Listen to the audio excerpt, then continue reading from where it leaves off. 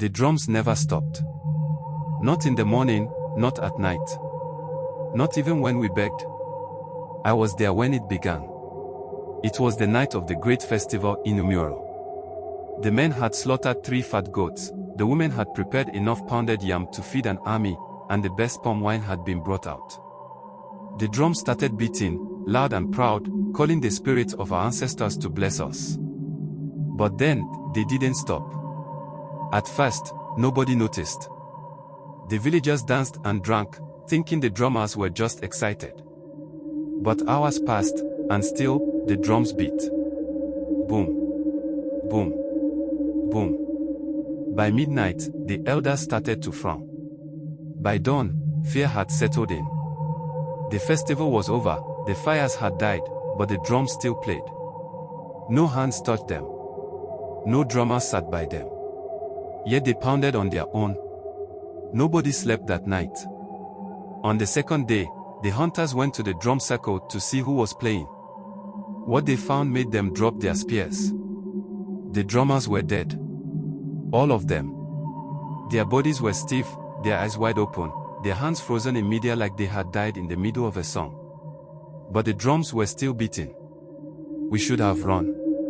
We should have left the village that moment. But we didn't. On the third day, things got worse. The sound of the drums followed us everywhere. If you covered your ears, you could still feel the rhythm shaking your bones. The animals refused to eat. The babies would not stop crying. Then, people started disappearing. First, it was Mosi Okochukwu, the oldest man in the village. His wife woke up to find his bed empty. His footprints led to the drum circle. That was all. The next day, 4 more people were gone. Their doors were open, their footprints led to the drums, and then, nothing. No bodies. No blood. Then, my father disappeared. I was the one who saw his footprints. My mother screamed, pulling her hair, but I could not move. I could only hear the drums. They were louder now. Angry. That night, I decided to leave. I told my mother, we must go. But she shook her head. There is nowhere to go. She was right. The hunters who tried to leave never came back. The ones who returned said the paths out of the village no longer existed. The river had dried up. The trees had shifted. Umuaro was no longer in the real world. We were trapped. By the 7th day, only a few of us were left. The village was empty. The drums never stopped. That night, I could not sleep. I held my mother's hand, whispering prayers.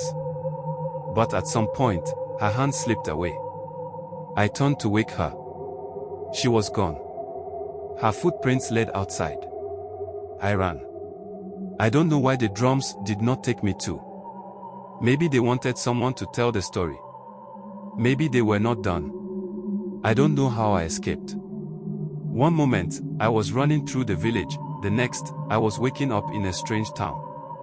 They say they found me near the river, unconscious, mumbling about drums. Nobody believes me. But sometimes, at night, when everything is too quiet, I still hear it. Boom. Boom. I try to forget. I really did. But the drums never left me. 4 years, I lived in another village.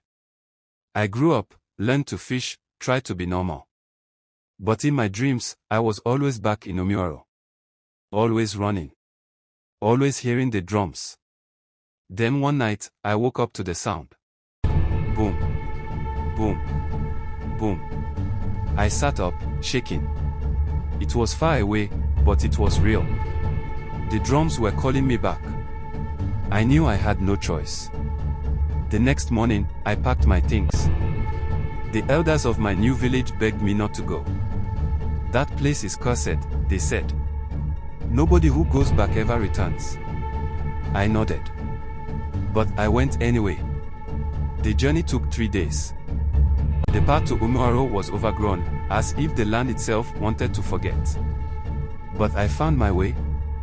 When I reached the village, my heart almost stopped. Umuaro was gone. The huts were nothing but ruins, swallowed by the forest. The farmland had turned to dry, cracked earth. No bird sang. No wind blew. The only thing that remained was the drum circle, standing in the middle of it all. And the drums were still playing. Boom. Boom. Boom. I swallowed my fear and stepped closer. Then I saw them. The missing villagers. My mother. My father. The hunters. The drummers. They were all there. But they were not alive. Their bodies stood like statues around the drum circle, eyes open, mouths frozen mid-scream. Their hands were thin, stretched, like dried wood. They were not breathing. They were not dead. They were trapped. And the worst part, they were the ones playing the drums. Their stiff hands moved up and down, striking the drums, never stopping, never resting. Their bodies had become part of the curse. Tears ran down my face. "Mama," I whispered. She did not blink. She did not see me. Then I heard a voice. "You should not have come back." I turned. An old man stood behind me. I had never seen him before, but his face was familiar, like someone from a long time ago. "Who are you?" I asked. "I am the last elder of Umuaro." I stared at him. "Why is this happening? Why won't the drum stop?" He sighed and sat on a fallen tree. "A long time ago, before you were born, Umuaro was a strong village. But our people were greedy. We angered the gods." I felt cold. "What did they do?" The elder looked at the drummers. "They stole something that did not belong to them." He told me the story. Many years ago, Umuaro was at war with a neighboring village. Our warriors attacked them, burned their homes, and took their sacred drum, a drum blessed by the gods. That drum was never meant to be played by human hands. The elders of Umuaro ignored the warnings and used the drum in festivals, boasting of their victory. The gods were angry. And one night, the drum did something terrible. It called the spirits of the dead. The villagers heard the drums playing by themselves. One by one, they disappeared, taken by the music. Their souls were trapped inside the drums, forced to play forever. The elder turned to me. "The gods will never forgive Umuaro. As long as the drum beats, their punishment will continue." I felt sick. "What if we destroy the drums?" I asked. The elder shook his head. "It cannot be destroyed.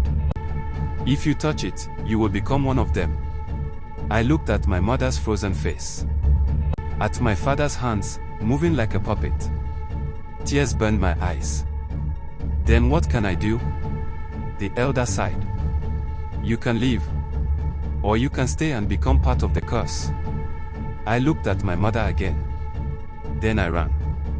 I ran without stopping, without looking back. I ran until I could not hear the drums anymore.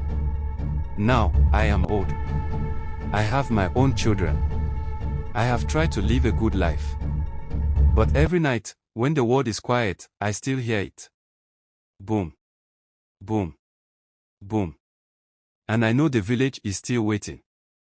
Waiting for the next fool who hears the call.